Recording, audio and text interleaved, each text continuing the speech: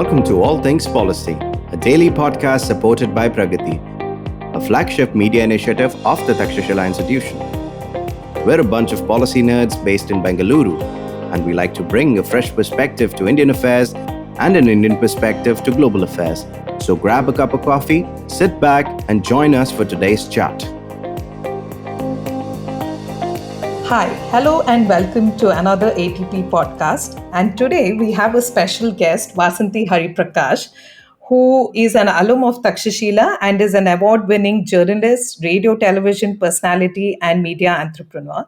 She is the founder of Pickle Jar that helps institutions and businesses tell their stories via podcasts, web series, and curated events. Vasanthi's career has taken her through the NDTV 24/7 as a special correspondent, All India Radio Akashwani and Radio City 91.1 FM as primetime show host and as documentary anchor for BBC World News, One Square Mile. She is also the host of the popular podcast The Dosa King on Spotify and has been a columnist with the Deccan Herald. Now, today, Shri, my colleague at Takshashila, and I, Sowmya, we are in conversation with Vasanthi to unfold or rather look at different tangents of languages. And Shri will go ahead first with some questions and then I'll follow. Sure. Thanks, Swami. And Vasanthi, I've learned that you are comfortable switching between 5 languages with super ease. So, what are these 5 languages? ಹೌದು ಶ್ರೀಕೃಷ್ಣ, ನೀವು ಹೇಳೋದು ಸರಿನೇ.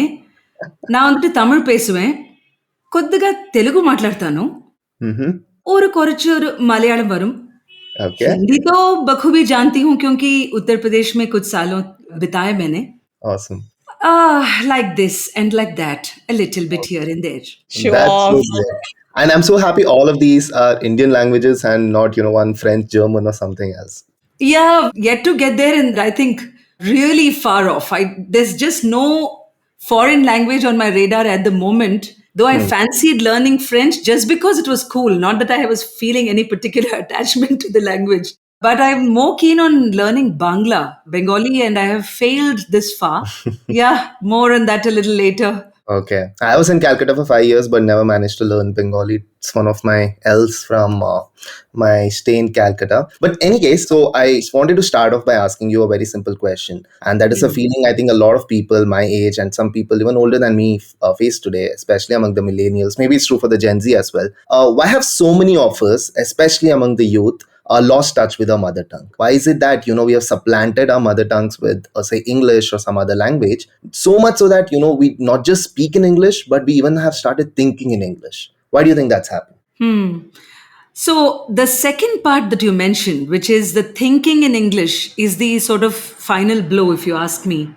Because even a generation before, like, let's say if my mother were to be in a store, and like I was mentioning, we were in the north of India, UP and Bihar and Punjab and some of these places. So the transaction would happen in broken Hindi or Punjabi, but the counting, if you really, then she'll say one, rendu, moonu.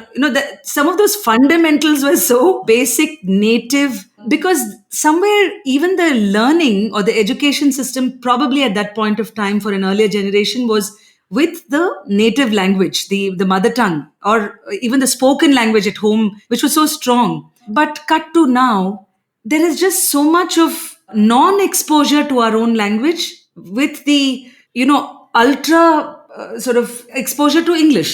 English is coming at us from everywhere. There is the social media, there is us, just everywhere you look around. This is not to say that languages are not spoken around, but I think somewhere we seem to have internalized that this is the cooler language to speak. So there lies that deeper story of why are we not proud enough of our languages?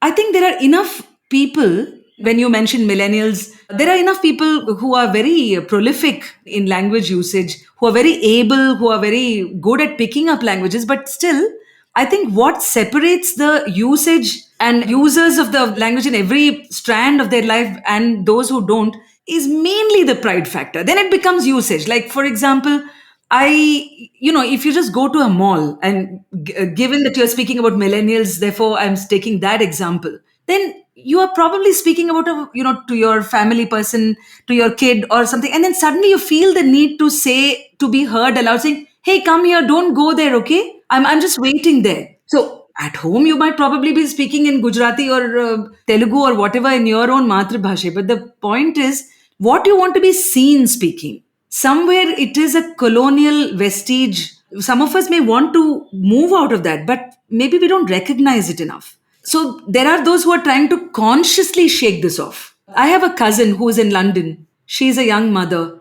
And, her generation, women, mothers and fathers speaking to their kids always in English. So she has gone the other extreme, meaning she has ensured that her daughter, who's now 2.5, 3 years old, speaks only the Kannada Tamil mix that's spoken at home. And English will invariably take over. She almost has resigned herself to the fact that, okay, once the child is going to school, you can't help it, but at home she's laid this invisible rule that it's going to be the mother tongue, and even in public, even in the interactions in public. So I think that should explain to some extent why English has totally taken over. Because I Sowmya mentioned about the columns in the newspaper that I write. I wrote one column exactly on this, saying, by us, our generation, choosing English over our mother tongue, we have not only deprived the next generation, maybe, but we have cut off a main link between grandparents and grandchildren, whose most natural and organic first default language would have been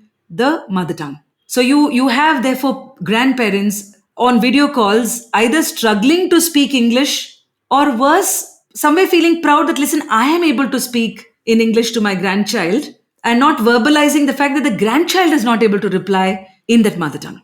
Right.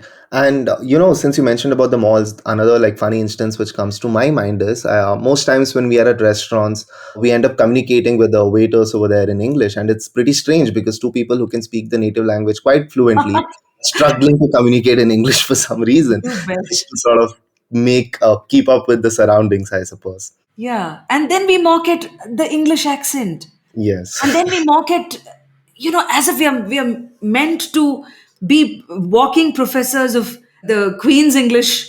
I mean, the mocking is nice. Even, that gentle mocking is fine. In Kannada, we'll end up saying government, and, scooter in Punjabi for scooter. All this is nice, that we are making for fun of ourselves. However, taking from what you said, there is this, going out of the way to speak English to a speaker who we both could have been on the same mother tongue level. Yeah. And other thing is, so actually taking a step back, the fact that we are losing languages is a worldwide phenomena. Nearly half the languages which were spoken in the world are today endangered. And India is losing languages at a very rapid pace. The speakers, every census, I mean, last year, 2021 census hasn't happened, but every census we realize that, some of the native languages have lesser and lesser speakers. And this is especially true for, say, marginalized or Adivasi languages, right? Yes. Now, the question is, what is language really about? Is it just utility in the sense it's per classic network effects, right? Like more people speak Hindi, then you have to latch onto Hindi or English for for the same matter. And the other angle, of course, is the commercial viability of speaking a language. Will it like help you secure job and employment? And English definitely is a marker of social mobility in India. So I wanted to know your thoughts on whether this shift towards homogenization of cultures and languages, especially, is inevitable, or is there some other option available for us? So, if we look at certain examples around the world, and it's obviously not just India that's grappling with loss of language, many people are ruining this homogenization, as you put it. My mind goes back to a Mexican film which I watched at an international film festival.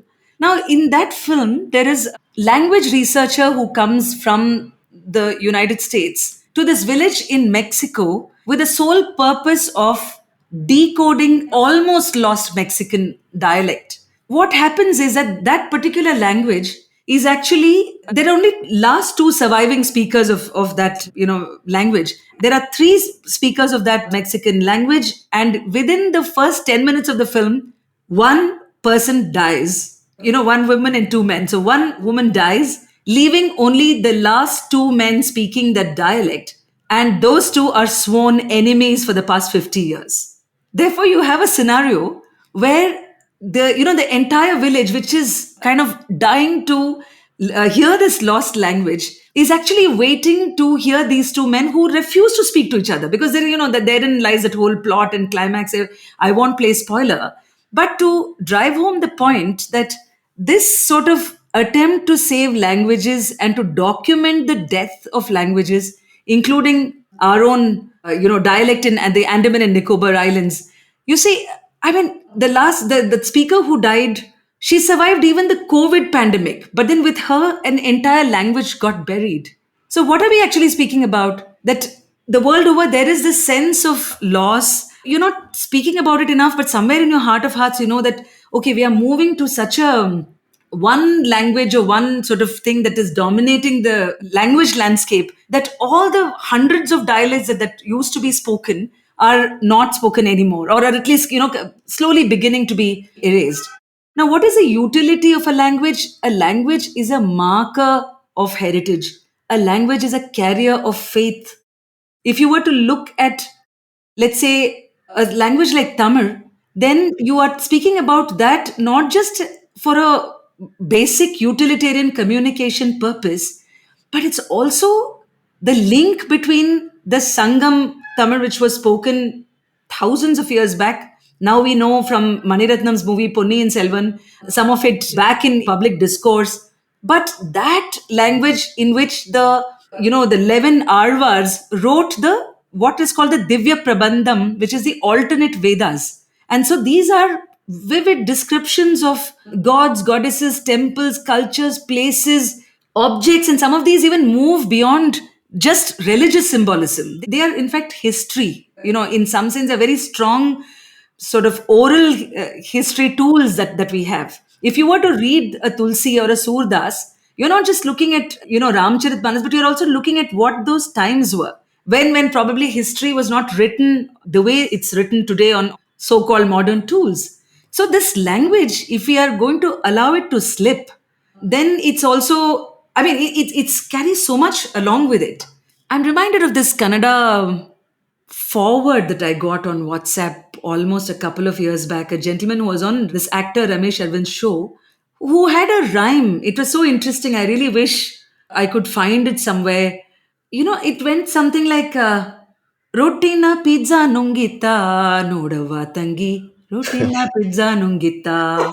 So it's like, and then he goes on. There's a whole lot of this thing. Like probably he might even say, I mean, if I were to really paraphrase the gentleman, I would say, burrito biryani na dungita nodava tangi, because all these are not just the bhashe, but all the things, the food system, music in some sense, the poetry, the lyricism, all this is on the language's shoulders. And so when we let language slip, all these other things fall down with a thud. Yeah, in fact, Vasanthi, that's a nice segue into thinking how rich language, food, and culture is embedded in a language, right? But it also makes me think in my HR career in the corporate, the one thing that we looked at even while hiring a tier two merit candidate who finished their, say, mechanical engineering at this aerospace company was, okay, do you know enough English to engage with an international audience, like basically the customers, because they usually had to go to on site, and Germany, France had its own challenges, right? Especially Yeah. French was like something that was a compulsion for people to pick up before even they arrived there. So I felt, of course, it promised a lot of job opportunities and other things. But for a lot of these tier two cities from Tumkur, Gulbarga, the students were very bright in terms of mechanical engineering knowledge of fatigue and stress analysis, but struggled with languages, and they felt so deprived of opportunities because they used to fear making a presentation in English and all of that. So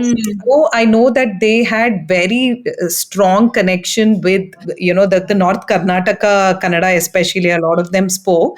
They used to feel like, what's the use me having so much depth in a language like that when I need to kind of, forego opportunities and show less of myself because I can't figure out English in a very fluent manner.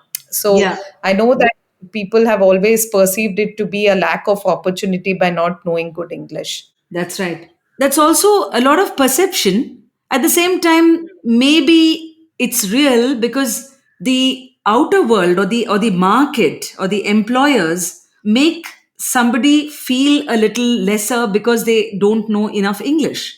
2014 onwards, my work took me a lot into states like Uttar Pradesh, states like Chhattisgarh, where I was involved with journalists who come from rural places. Somebody is from remote Shahjahanpur in Uttar Pradesh, let's say, or somewhere closer to Bastar in Chhattisgarh. And my task was to help them communicate better or be in a television facing or screen facing role, let me put it this way. So a lot of the journalists, they were so bright and their usage of language was so vibrant, but they would have this complex, this inferiority somewhere deep down, that क्योंकि हम अंग्रेजी नहीं जानते, we are, it's not just that you think you are not good enough in English, but you think you're not good enough. And that used to pain me. I remember this particular young person, she was from Banaras. And she literally had to fight a lot. She came from a very traditional family, and the father hated the idea of her becoming a patrikar. And she would say, and she said that kitni baar to hum bhag jane ka man karta tha ki, I also want to be like those TV anchors that I see, particularly English TV channels, which were, maybe Barkha or whoever she was watching. And she would say that, बहुत मन था, लेकिन हमारे पिताजी जो है हमेशा कहा करते थे that no, you can't be, oh, it's so not the profession for girls. And this girl said, and this was a little workshop I was holding near Lucknow. And she said, पर ना Vasanthi madam, Ganga कसम हम बनकर रहेंगे पत्रकार. Can you imagine? I mean, this sort of richness. Now, if you were to translate it, then what would I say? I hereby take the pledge of the Ganges to become a journalist someday. That richness of words, expression, that intent, that force, that power with which she spoke came from literally a place probably somewhere near her gut. And this would not have been possible if she suddenly got to speak very refined English, because we always, as English speakers particularly, we censor ourselves to put out the most sophisticated version of the language that we know. Because somewhere we want to say, we want to show, maybe even non verbally, that listen, boss, I know this language. Watch me. I mean, look at how I can speak it. But in the process, you are depriving, you're sort of robbing that whole expression. Forget about calling it language or whatever. Our collective expression as a civilization is poorer because we are choosing to negate those with words which were available to our in our DNA, and we are reaching out for something that is foreign. There is obviously no harm in speaking English. It's a beautiful language, and all of us have learnt it well. We put it to good use. It's gotten us access and exposure. But should it be at the cost of really our own native tongue? Look at the diversity of what our Indian languages can offer. As part of my work, while I was reporting for television, I met this gentleman who was from Belgaum, Neelakantha. Actually, Neelakant Mama is who he's called. He's a shepherd. And I had met him in a climate change sort of conversation somewhere. And I was so respectful of his knowledge. So a couple of years back, I visited him again in Belgaum when I was there on a holiday. And he was saying about when he used to go grazing the sheep across the hills in Belgaum, he would say that there are 52 kinds of grass. Hullu. Now, of course, he speaks with a mix of Marathi and Kannada, which itself, is the story of India. I mean, there's just so many people who are multilingual at a different level. We'll probably get to that a little later. But I remember thinking, and he said, and he rattled off the names of that hullu. I don't know if it was just 52 or even more, or was it less, but he said that this hullu, if it is growing, then this part of the monsoon, idu mungaru baratte, and then this is what it is. Now, I don't think the best translator of the world in English can reproduce what Neelkant Mama described as the kinds of grass that he has seen disappear in his lifetime. That is documenting real climate change. COP27 people, big leaders at the conferences may speak, but this man at the forefront has dealt with, seen with his own wrinkled eyes, and has been thankfully able to put out for us in a language that will be gone. I don't think even Nilkant Mama's son will be able to tell us this, because there are just way so many influences. There are now WhatsApp even for those who probably could have preserved the purity of the language simply because they had no means to learn a new one or access English or Hindi, now do, which means that without our knowledge, subconsciously, all these influences have crept in. And yeah, that sends our otherwise native languages and all that lexicon and vocabulary to a toss. Okay, we'll take a quick break now and then come back and dwell into more of what languages have to offer to us.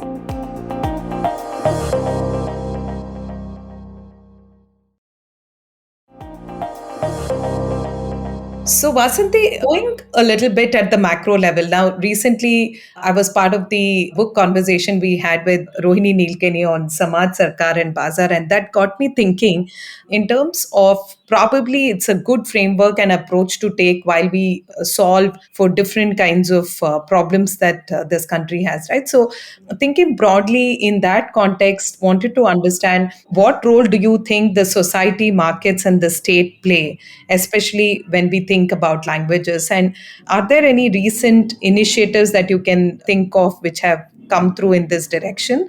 And even in terms of markets, we touched upon briefly about it, but how the tech environment is moving towards ensuring that we retain and protect the languages and what's happening on that front. Yeah, so Soumya, yes, there have been initiatives, two which immediately come to mind. One is Kannada Gottilla is a platform, is a forum that was started by this guy, by this person, Anup Maya, when he felt that there are those people who want to understand the language but probably don't, there's no mechanism which is easily available. So I have a friend in Chennai who usually says, saying that I can learn probably Mexican, I can enroll for a Spanish or a Japanese or French course and learn the language and probably be a master, but I don't have a way to learn good Tamil if I have missed schooling in the state. Now, this is true of all states, even in our own, let's say, Karnataka, where we are at the moment, is that we mock at those people who don't know Kannada after so many years of staying here. But also, if you look at it with empathy, where are those places where they can probably, some people genuinely find it tough to learn a language. Like someone like me, I feel eternally grateful that I'm able to pick up the languages I can. And I don't take any credit. I said, okay, it must be my mother's gene. So, what is that way in which teachers of the language can impart language lessons in a way that doesn't take 12 years for somebody to learn it? So, there are, of course, courses, but then there are these initiatives. And the reason why I mentioned Kannada Gottila is they took language to places where the need. So there's if we are looking at market and supply demand, that sort of triage, then we are looking at, they took it to apartment associations, people who said that, okay, we have people here staying who are from outside Bangalore, would love to learn the language, probably not to write, like poetry like Pampa Mahakavi, but just to transact and be a part of the city. So they have also had Kannada lessons, and I had a chat with Anup before the show. Just how eager are people, and why do people even care to learn Kannada, for example? He said that there are those who ancestors were Kannadigas, but who now have lost link with the language. There are those who are marrying Kannadigas, and so there are, there's a someone from South America who is marrying a Kannadiga and reached out to this forum because she wanted to be able to communicate with her future in-laws. Then there are those who are probably interested in India itself. There are those who would love to get by to their office via public commute and would like to speak this language better. So here is a forum that has professionals who are themselves, who have full-time jobs, like Anu works for the software sector, I'm told, but devote an hour a day to teach what they know. And they have made it at three levels, like, something which is a very basic level, so that within 30 days, you're able to say the basic sentences, the usual greetings, how you would probably speak to a neighbor or a vegetable vendor. And then, they have different levels. Now, the other initiative, which is very heartwarming to me, is something which the Prabha Khaitan Foundation I have come across. I'm sure there are many out there, but in this case, for more than a decade now, having, these meet the author fora, where they might invite someone who's written in Marwadi, Avdhi, or in the South languages, and they call it Kitab. In fact, they have different sort of things for different languages. The one with Urdu is called Kitab. and where they have these things where you can probably come and speak with the author, and then the love of the language you can propagate, that sort of spreads. I myself have been part of an Urdu appreciation workshop growing up, though as a South Indian in North India, and a huge fan of film songs, particularly this, from the 50s to 60s, 70s, Hindustani, Urdu. These were part of our whole cultural psyche, which is that you're listening to Khayyam, you're listening to Naushad. Now, if you were able to appreciate this thing better without really getting into petty politics, such as, okay, this is Hindi or this was part of what we grew up listening to. And so I always felt that I should be able to speak Urdu very well. I'm reasonably good. I don't claim mastery over it. And then during the pandemic, I absolutely jumped at a workshop which was conducted by this theatre person Salim Arif to be able to read Urdu poetry. I mean, we all know that it's just so beautiful. To like चौदहवीं का चांद हो या आफताब हो, जो भी हो, खुदा की कसम लाजवाब हो. So now, if you were probably not familiar person with Urdu, you might say kasam, or you might know that, okay, kasam, that sound which is produced from somewhere in the throat region. So, Yeah, yeah. so this way, when you're part of workshops like these, initiatives which are not so expensive, and then you later on, thanks to things like WhatsApp, you go on to become part of the community, then share what you're reading. Or sometimes, even when this controversy over Urdu was going on, some of us shared on the community, on the group, that is, saying that this is not some religion thing that we are fighting with. I mean, Urdu is ours. It's just as much ours as probably a Bangla or a Telugu or Malayalam or any Manipuri is. You see, don't do this dissection, and don't amputate a language, because if you really were to go back to even if you were to just go to Delhi or any place, if you heard somebody speaking a whole line, there will be words in that which have their origin in Urdu or are Urdu themselves, like bazar, for example. Right? You have yourself asked about Samaj, Bazar, and Sarkar, and Bazar is such an easily understandable word. And therefore, it becomes, these recent initiatives which are coming up where these lesser or languages that are being erased, or people are embarrassed, if not ashamed, to say that they are native speakers of that, are slowly, the pride can be restored at some place. I want to give you a quick example of this last point, which is, I was in Gorakhpur, eastern Uttar Pradesh, which also happens to be the constituency of the chief minister of that state there. So I was covering elections, and I was doing my solo travels, and I was aching to hear Bhojpuri, because I again grew up on Dilip Kumar's song, right? Nain lad jai hai, that sort of thing, to manavama kasak hoy be kari. Did you manage getting to hear more of Bhojpuri there? No, because there wasn't enough Bhojpuri spoken. And so the teacher with whom I was staying, his mother spoke very beautiful Bhojpuri, and that too because I asked her to. She was otherwise speaking Hindi with the children and her son-in-law. And then I said, "But auntie, why aren't you speaking Bhojpuri?" नहीं बेटा, बच्चे डांटते हैं, ये नौकरों की भाषा है कहते हैं. This is the language spoken by the working class. There is a hierarchy, there is a perceived coolness, there is a perceived superiority over using Hindi. So, what's going to happen? The children who I saw in that household, whose grandfather, grandmother was speaking Bhojpuri probably 30 years back, today don't know Bhojpuri. It's only Hindi. The songs that they were dancing to were this Punjabi, Bhangra, and the Mika sings, whereas we all know what kind of rich literature exists in that language. So that's true of even Karnataka. I mean, Dharwad Kannada, you have the Dakshina Kannada's Kannada, then you have Sanketi Kannada, Havyaka Kannada. But coming back, Sowmya, to quickly to what you're saying, the recent initiatives, some of this I feel, while social media has been responsible for erasing, the same social media has also played its own, or media has also played its own part as the market. During pandemic, we have comic, stand-up comedians from regional languages who have adapted that language so beautifully, and it's so funny and humorous. And so recently, I think Sonu Venugopal made one of those clips, which I was following her on Insta, on Rishi Sunak's ascension, and two women in Dharwad gossiping about how they know someone who knows Mrs. Sudhamurthy. You see? And it was so beautiful. I mean, it was such clean humor in and so relatable and in a language which is of North Karnataka. So some of these TikToks and the, let's say, the social media tools, groups have also given, and you know, in Kannada we have Sheshamma Shalama.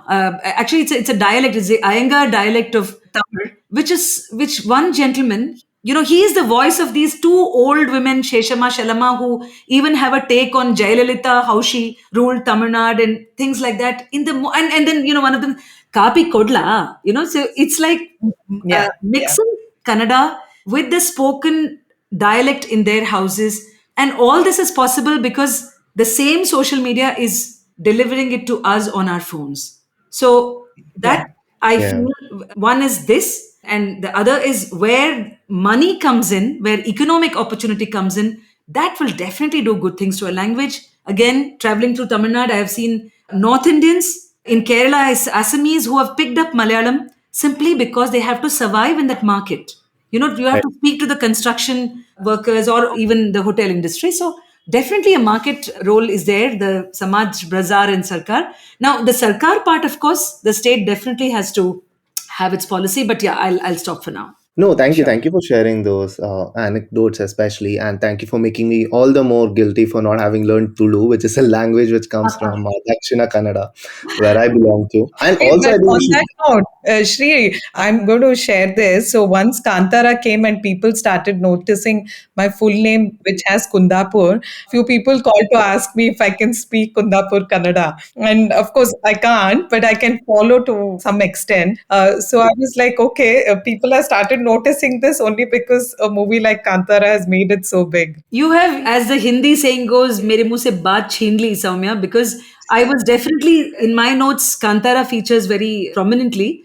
That should tell us how much people are, it's there in our subconscious. And the moment there is something out there which speaks to us, which speaks to this language and culture within us. And so Kantara is a fantastic example of how people can restore that love for language and how this hierarchy can be broken. I mean, look at the movie and the, you know, the South Canada or Dakshina Kannada that's used. Yeah, I think that should tell us, that should send the message, I'm sure, to more filmmakers to tap on this very, very rich thing that we have. Right. So moving on, I actually wanted to talk a bit about politics, right? So politics animates all the three institutions that we spoke of, which is the society, markets, and the governments. And language has been a very critical site of politics for decades, right? In fact, India's state reorganization happened on linguistic lines back in 1950s, and language has featured very prominently in a lot of politics, especially in the south. And even today we see those debates about regionalism and nationalism, the need for a national language, or the need or the lack of need for the national language, which plays out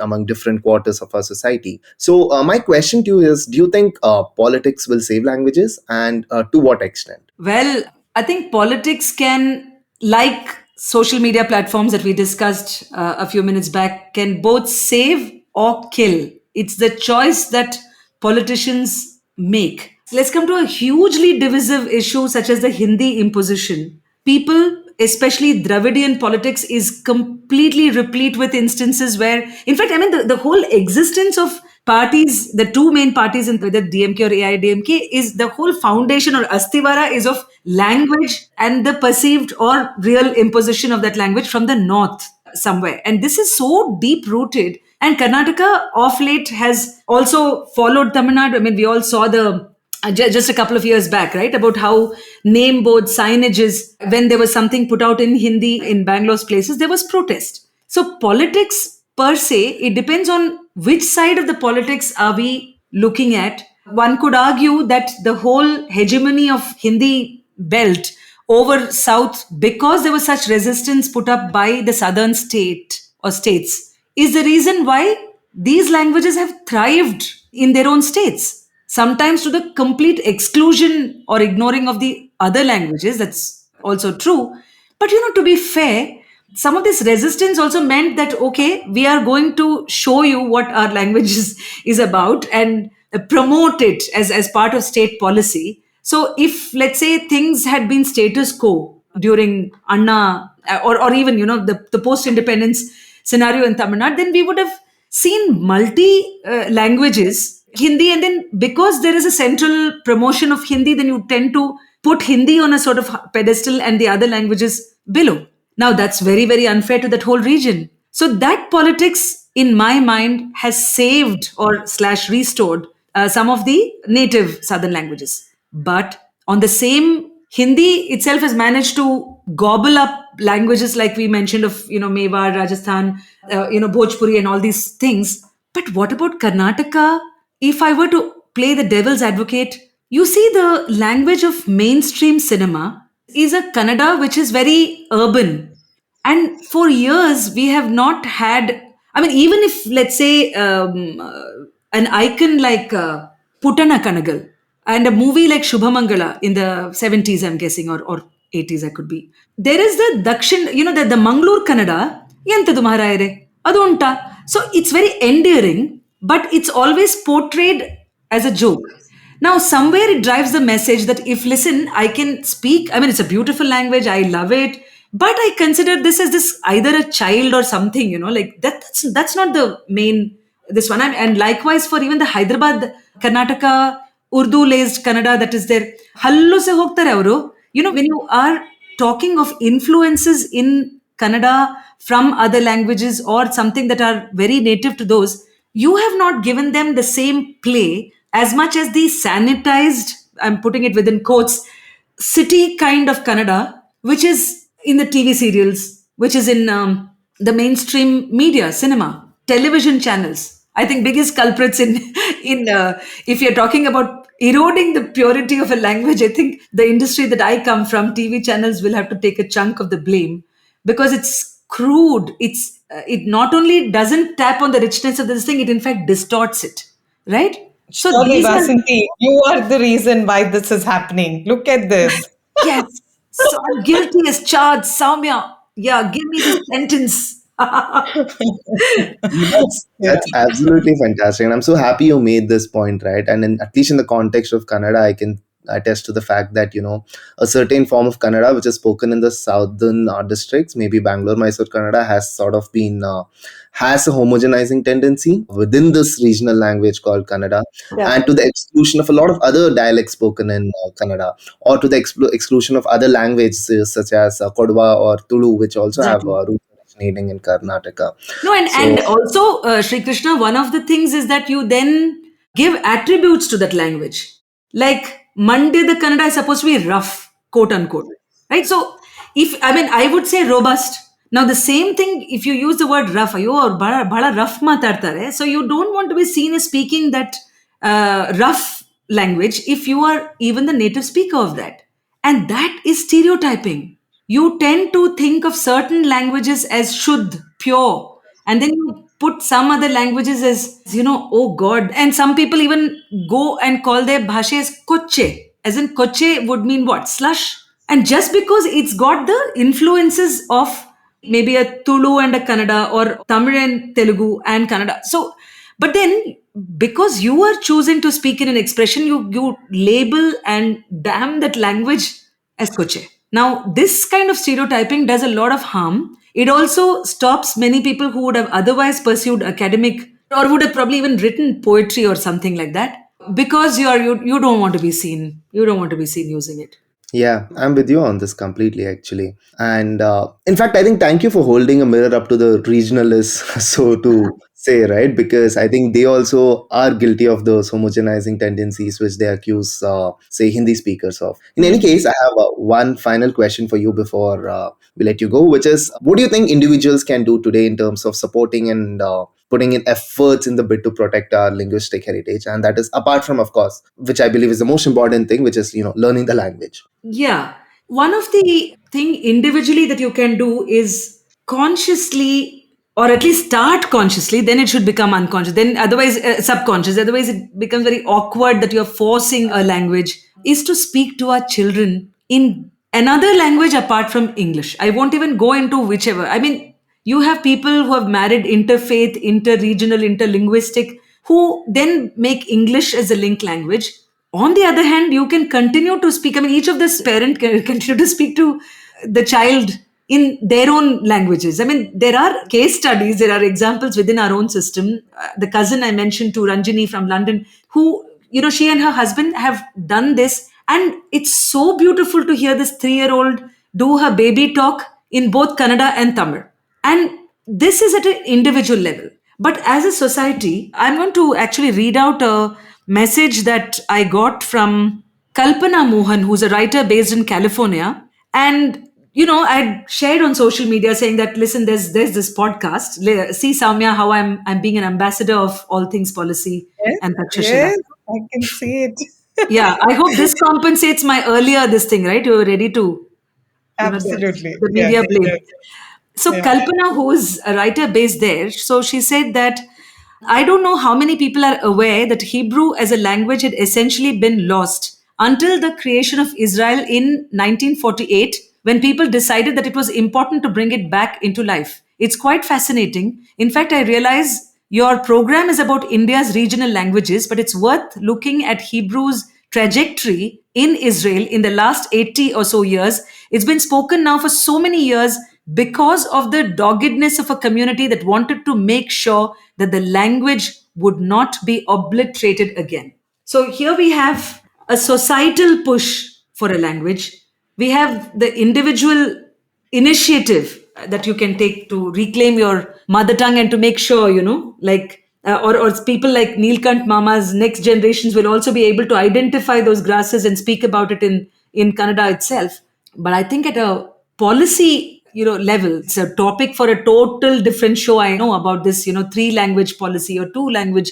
People are still struggling. I mean, there is no right answer. There have been experts who have pondered over this. But, I want to tell you both that one aspect which has been left out this far because we've been focusing on other questions, you probably made a mention of this at the beginning, is the Adivasi language. Recently, I met young leaders of Adivasi Samuday, people who are from different parts of India. And I had a chance to document their stories. And therefore, one thing which I was just asking them was to name their languages and say one line in that. So you had Bhils from Rajasthan, Madhya Pradesh. You had Gonds. You had, people from the Ho community in Jharkhand. You had the Bakarwals from Kashmir. You had the Todas from Nilgiris. And these young people who are really struggling to make sure that and because there is not even a written document of all this. I mean, at least something like a Sangam Tamil has got such a rich written history that it will somehow survive. But for them, it's a thing of, you know, talk up or let the language perish. G.N. Devi, one of the greatest linguistic scholars who we have, who's now, we are so fortunate, is based in Dharwad. That sort of extensive work of a lifetime that he has done, even in establishing the research center around Adivasi Bhasha and Bhasha. I think we need to recognize or even know what we don't know. And only then can we, I mean, it's at -1 that we'll have to start, not from zero. So I have this young co-speaker, Basmati Birua, who's 100 kilometers away from Jamshedpur, very spirited, spunky young woman. And she was saying that the words in Ho match those, Sanskrit. And when she used to speak that in her school in Jamshedpur, where she got sent with great difficulty, people would laugh at her language. So, what can the government do? I mean, some of it, of course, can come from policy, but I think this can be solved only by people who are influencers who take it up upon themselves to make sure that this is out. This is spoken about a lot more. Probably you rid yourself of the shame, again, quote unquote, of your own languages or lesser known dialects, the funny sounding languages, guttural sound producing languages. There are many Adivasi, this thing like how Srishta Pallavi has worked on. And then you make sure that these languages are heard more and more so that that awkwardness around that is gone. So it's only then that we will be able to claim, all our, that we are the custodian of so many different languages in India beyond what the official languages are that are on the currency note. Absolutely, Vasanthi. In fact, I also think Pratham books, the Pratilipi and a lot of them are ensuring that, there's access to books from a young age. Then there is digitizing of, say, mylang books, which is again run by an alum of ours, Vasant Shetty, where he's trying to do audiobooks and storytelling through the language, right? So I know a friend who's actually downloaded on the keypad, he has a Kannada script, so that the only way he thinks he'll learn the language is to type it out, like constantly stay in touch, keep looking at those letters so that, it stays and you learn and you progress with it, right? So I think the digitizing and the tech has moved quite a bit, and I'm hopeful, or rather reassured, that we're going to kind of protect and ensure that languages are here to stay with us. Yeah, yeah. In fact, audiobooks, very powerful. The whole medium, that's such a relevant point. If we can use a medium of audio so that it even reaches those who are not lettered necessarily, or who don't have to depend on the written word. And I think all of us have to start taking liberties with, let's say, sacred things which have been meant to be very sacred as literature, or music. One thing is, this Krishna ni begane baro, which was also made popular by Hariharan and the colonial cousins. I remember listening to a sort of a Tam Kannada version of that, right? Krishna ni begu vapa. And then you're like, first time you hear it, it's like sacrilege. Okay, who did this to this language? But then you were like, why not? You've taken the words and you are putting it in this thing in terms of what you see around yourself. And that probably a child will learn faster. So yeah, many, many alternatives. And therefore I'm very hopeful as well that it's all not lost, and there are enough people who, like us, who are feeling so sad that we'll do something about it. Yeah, absolutely.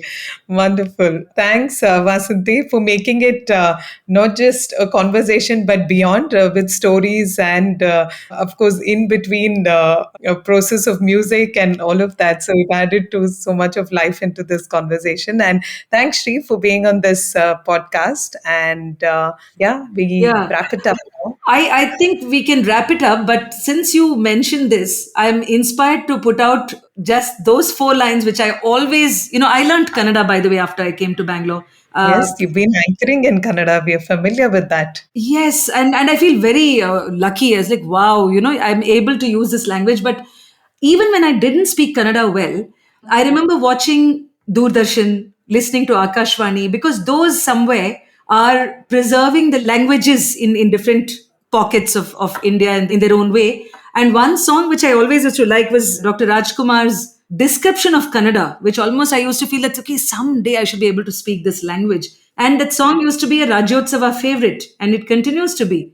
Jenina hoಳೆಯೋ ಹಾಲಿನ ಮಳೆಯೋ ಸುಧೆಯೋ Kannada ಸವಿನುಡಿಯೋ. And I think it's just, it used to give me goose flesh to listen to that, and him singing it so sweetly. And likewise, I think we all can start singing and writing and fighting and arguing in all our languages and get better at it ultimately. Yes, yes. Thank you so much. Thank you so much, Vasanthi. Thanks, Shri. Thank you.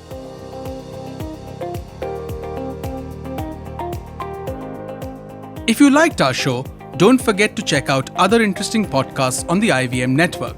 You can tune into them on the IVM Podcast app, ivmpodcast.com, or wherever you listen to your podcasts. You can also follow IVM on social media. The handle is @IVM Podcasts on Twitter, Facebook, and Instagram. And hey, if you'd like to dive into Takshashila's research on technology, strategy, and economic affairs, check us out at our Twitter handle @Takshashila INST or our website takshashila.org.in.